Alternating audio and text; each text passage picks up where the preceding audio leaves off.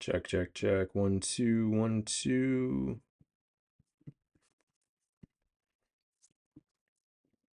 The college, the college football national championship is set, and we have a matchup between number 8 Ohio State. Now, this is their seeding, not their actual rankings, but number 8 Ohio State and number 7 Notre Dame. And I don't know if anyone could have predicted, maybe if you're a fan of those programs, that this rise. The college football national championship is set, and we have a matchup between number 8 seed Ohio State and number 7 seed Notre Dame. I use seed because that's not actually how they finished in the final rankings. But either way, when we look at where this landed, one thing is obvious that both of these teams would not be here or been in this conversation or had the chance to make it this far without the expansion of the college football playoff. Now, I don't know that anyone could have predicted this matchup. I think everyone probably thought Ohio State, coming off the loss to Michigan to end the season, that their season was done. But Ryan Day has figured it out. And they do look like the best team in the country right now. Opposite of them when they're going to take on Notre Dame here, Marcus Freeman has done a fantastic job at Notre Dame, doing something that Brian Kelly couldn't do: win the big game, get over the hump, and make a run. And one thing, when you look at the bracket and how this thing played out, and we'll talk about how we got here in just a minute, but when you look at the final bracket, you look at the teams that are here, both of these teams played in the first round, both of these teams played at home, and both of these teams won 3 games to get here. The other caveat is neither of them played in a conference championship, which of course Notre Dame isn't going to, but Ohio State didn't either. And I think this is the first year to really see this thing play out, but I think there's going to be a lot of questions, like we talked about the rankings versus this seeding, the automatic buys, all those things. And it doesn't sound like there's going to be a major overhaul for next year, because when we get out into 2026, that's where the real negotiations are going to happen, and we'll likely see expansion. But I will tell you, I had Notre Dame in the finals. I didn't think it was going to happen, if we're being honest. Actually had a perfect bracket outside of the Oregon-Ohio State matchup. I had my money on Oregon. I should have known, because that game was much closer at Oregon earlier in the year, and Oregon kind of fumbled that, or Ohio State fumbled that away in that loss. I just didn't think Ohio State was going to figure it out, but they did. So how did we get here? Clemson versus Texas. Of course, Texas took that game. We're looking at the first round. Tennessee versus Ohio State. Ohio State, that's when they really figured out how to play football. Blew out Tennessee. Penn State dominated SMU, knocked the ACC out of the first round. And then Notre Dame took care of business against Indiana. And a lot of folks were like, well, we just had a first round of blowouts. Do we even feel like that Indiana should be here? Do we feel like SMU should be here? We get into the quarterfinals and we start to see more competitive games. Texas and Arizona State, by far the best matchup in the quarterfinals, because Ohio State came to play again. They took care of business against Oregon. They steamrolled them. Some people wonder how beneficial it was for Ohio State to have played and Oregon to sit out as long as they did. I don't know. Penn State also took care of business against Boise State, and I think that was just a matchup where Boise State was going to be overmatched. And when you look at the automatic bids, Boise State was not the third best team in the country or in this final bracket, but they got the benefit of the doubt because of the buys and seeding. I put up a good fight, but not enough. And then Notre Dame and Georgia without Carson Beck. Georgia just couldn't figure it out. And whether it was the sideline penalty, I don't know. Notre Dame played good football, and they did something that they haven't been able to do, which is win those big games.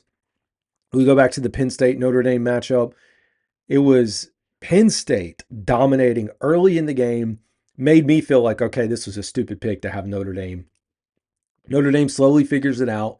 We get this back and forth matchup, and Penn State's quarterback just throws the game away. And he says he was trying to dirt the ball. I don't believe it one bit. I understand. I feel bad for him. Like, I feel bad for these kids to lose these games. Like, yes, it sucks. But at the same time, terrible decision-making by Franklin. I would have played for overtime. Sure, it'd be nice If you can score and go ahead and win, but play it safe. Play for overtime. Give yourself a chance. Give yourself an opportunity to reset. In the Texas-Ohio State game, Texas did go punch for punch. And there's really two plays. Well, I say two plays that determine the game. One play determined part of it, and then a sequence of plays determined the second. When you go back and it's 7-7, you're thinking you're going to go into overtime tied, and you give up a 17, or excuse me, a touchdown with 25 seconds left. That does not help you at all. It was terrible. So you now go in instead of being tied 14-7, but kudos to Texas. They battled back. The second sequence, and honestly, the final sequence that cost Texas this game, was the goal line with 4 or 5 minutes to go. They get the ball all the way down. They have a few penalties that help them get down there. They have a play at the 2-yard line and then 2 plays at the 1-yard line, and they are not able to score a touchdown. The play calling was terrible. I don't know how when you get on the 1-yard line, you don't put an arch, how you don't just run the ball up the middle.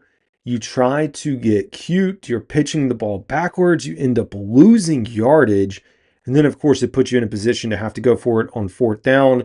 You have the strip sack fumble that's returned for a touchdown. And then that was the game. That was it. Texas definitely played in this game and competed, and it felt like they had a chance. And I don't really put that on the players, and I also don't necessarily put it on Quinn Ewers. I'm not saying he played perfect. I know a lot of people have their doubts about him, but when you go back and watch the sequence of events, whatever your coach does or calls, you've got to go with. Now, I feel like Texas would have had a much better chance. But here we are, folks, heading into the national championship. Ohio State, Notre Dame. One, it feels like this game has taken forever to get here. I don't know how you can necessarily speed this thing up to make this happen all faster, because I understand everything that goes into this, the timing, Army, Navy, conference championships. So it's hard to start. I mean, they started in mid-December around the 20th and 21st, and then we're all the way here a month later crowning a champion. I think it's just what it's going to be. There's not really a way to move the season up. But coming into this game, as expected, Ohio State is a 9.5-point favorite. And you go back and look at Ohio State and Texas, and I know Ohio State was a heavy favorite. If Ohio State gave up a touchdown against Texas, it's 21-21. That's a 7-point game, a 3-point game. Texas even possibly wins this if it goes to overtime. I don't know, but it didn't happen. Ohio State, by far, over the last 3 to 4 weeks, I guess you remove Michigan, they have played like the best team in all of college football. Notre Dame, what's so funny about this whole situation, Marcus Freeman went to Ohio State. So you have him coaching against his alma mater in the national championship game. And for me, I look at Notre Dame. I don't think they're as skilled. Honestly, I think Penn State didn't even complete a pass to a wide receiver. But that number 44 tight end, I don't know, remember his name.